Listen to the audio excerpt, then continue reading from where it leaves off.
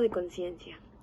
Este puede ser conocido como el estado de alerta, el estado del despierto. Recordar que la conciencia se define como el hecho de tener conocimiento sobre sí mismo y sobre su entorno. Es una de las áreas muy importantes durante la exploración del sistema nervioso para revisar si existe alguna anomalía, alguna patología, algún punto importante que pues nos permita decir algo sobre ello. Principalmente para esta exploración, en este tipo de áreas, usamos un instrumento que pues nos permite realizar un diagnóstico diferencial, pues precisamente para revisar pues qué es lo que tiene nuestro paciente, y es la escala de Glasgow. Hay que recordar que la escala de Glasgow es muy importante, ya que pues nos permite medir el nivel de conciencia que pues tiene una persona. Este tipo de pruebas pues es simple y objetiva, y pues el que tenga. Bueno, como se había mencionado, pues prácticamente la escala de Glasgow pues prácticamente mide 3 puntos importantes, lo que vendría siendo la apertura ocular, una respuesta verbal y una respuesta motora. En esta escala pues tiene un valor numérico donde se menciona que el puntaje de 3 puntos, es decir, el puntaje más bajo, pues se menciona que es el más grave de todos, y mientras que por su opuesto, mientras a mayor puntaje, pues realmente no presentaría nada malo. Bueno, y también otro punto importante para recalcar, que igual para poder identificar si existe alguna anomalía, también se maneja por medio de otros 5 parámetros muy importantes, como vendría siendo el hecho de que esté alerta o despierto, o sea, revisar si el paciente como que tiene los ojos abiertos, interactúa y responde pues de forma adecuada pues a los estímulos verbales. Tenemos a la segunda, que vendría siendo la confusión, o también conocido como obnubilación. Prácticamente esta se menciona que el paciente tiene los ojos abiertos, interactúa, pero tiene una disminuida capacidad de atención, por lo que pues es importante preguntarle y revisar si el paciente prácticamente responde inadecuada o adecuadamente. Somnolencia o letargo.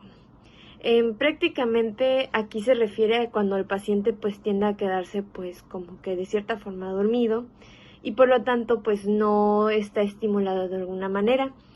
Para poder alertarlo pues generalmente es suficiente con el estímulo verbal, con hablarle, o pues realizarle pues algún estímulo táctil, como pues tocarlo del hombro, cosas así, ¿no? Para que principalmente pues el paciente pues esté lo más posible pues despierto, ¿no? Tenemos al 4, que es el estupor, que prácticamente menciona que pues el paciente tiene los ojos cerrados y solo tiene alguna respuesta por medio de algún estímulo tanto intenso como doloroso. Y por último tenemos al coma, que prácticamente el coma se refiere a cuando ya no existe alguna respuesta aunque estuviéramos manejando algún estímulo. Vamos a empezar evaluando la atención del paciente. Aquí el paciente debería estar atento a lo que yo como médico le estoy diciendo. Por ejemplo, buenos días. Buenos días. ¿Cómo estás? Bien. El paciente debe estar lo suficientemente atento como para contestar.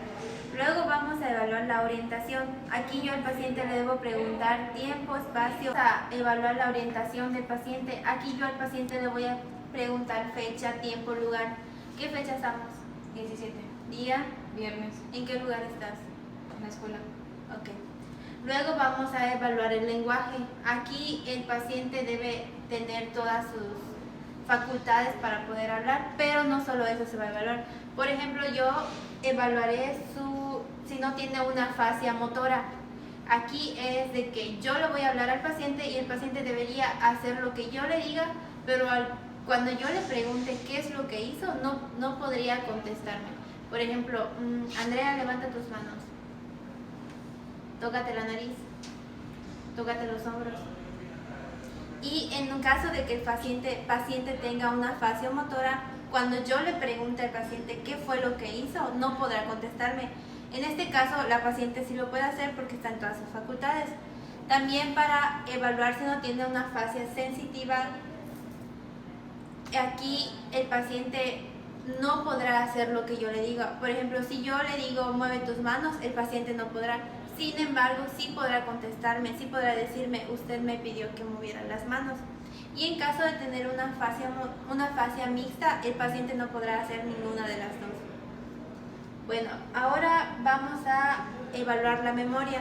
Aquí yo le preguntaré al paciente preguntas que evaluarán la memoria inmediata, reciente y remota. En la inmediata es que, por ejemplo, yo le diga una serie de números, 5, 6, 8, 9. Y enseguida yo le preguntaré al paciente qué números dije. ¿Qué números dije? 5, 6, 8 y 9. Ok. En la memoria reciente, yo al paciente le voy a decir 5 palabras. Gato, árbol, carro, moto, persona.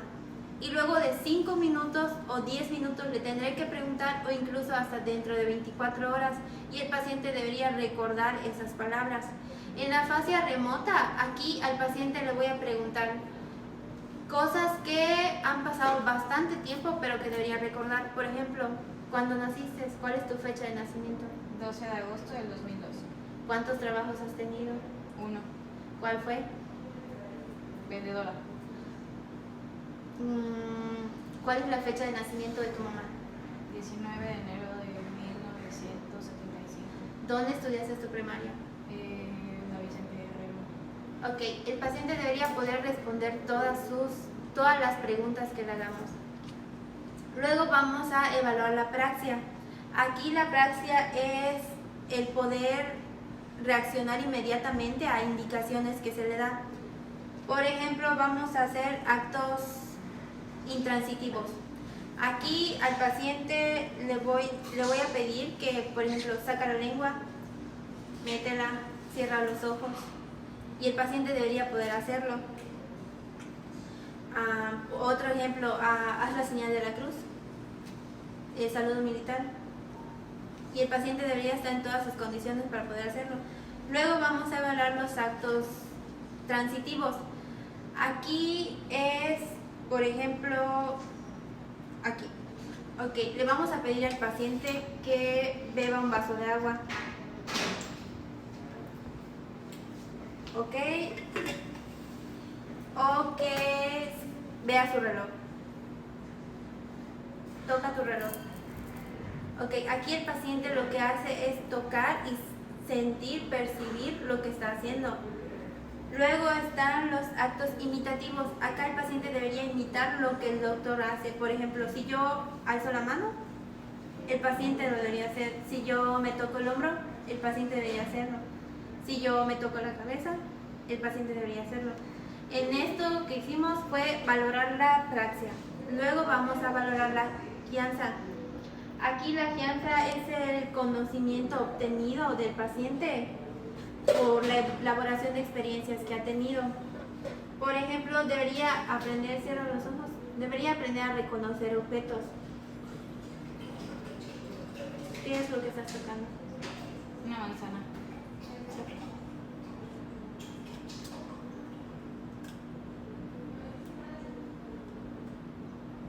¿Qué es lo que estás tocando? Unos lentes. Ok. ¿Qué es lo que estás tocando? Una cartera. Ok. Aquí el paciente reconoce con los ojos cerrados lo que está percibiendo. Y entonces eso sería un signo positivo. Los pares craneales son nervios que pasan por el orificio del cráneo y van desde el encéfalo hacia diferentes áreas de la cabeza. Los pares craneales transmiten información entre el encéfalo y los órganos de los sentidos. Su importancia se basa en los resultados obtenidos de la exploración de estos nervios craneales, ya que nos ayudan a la localización de lesiones en el tronco del encéfalo. Vamos a evaluar los nervios craneales en el paciente, los 12 nervios, que vamos a empezar con el primero, que sería el olfatorio. Aquí vamos a hacer una simple prueba donde le vamos a pedir al paciente que tape una fosa nasal y le vamos a acercar un aroma fuerte. Le vamos a preguntar al paciente si percibió ese aroma. Luego vamos a hacerlo con el otro lado. ¿Ya? Ok.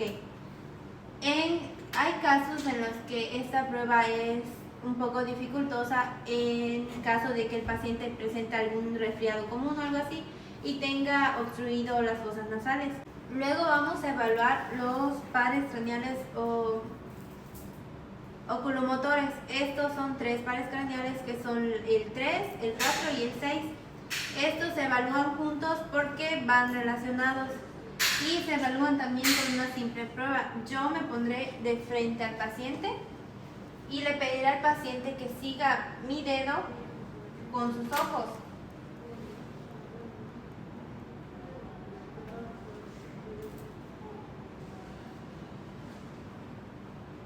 Ok, aquí el paciente debe seguir perfectamente mi dedo sin ninguna dificultad y sin sentir algún tipo de malestar. Luego vamos a evaluar el quinto par, que ya habíamos saltado, el quinto par craneal, que es el trigémino.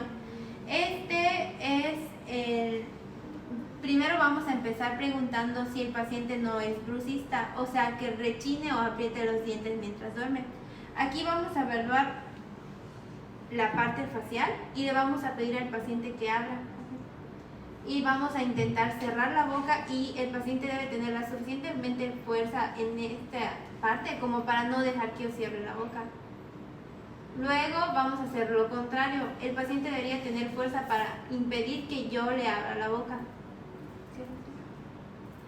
Ok, ahora vamos a evaluar las ramas del trigémino, que son las 3 ramas. Vamos a aplicar presión y el paciente las debería sentir con la misma intensidad en ambos lados. Ok, y ahora vamos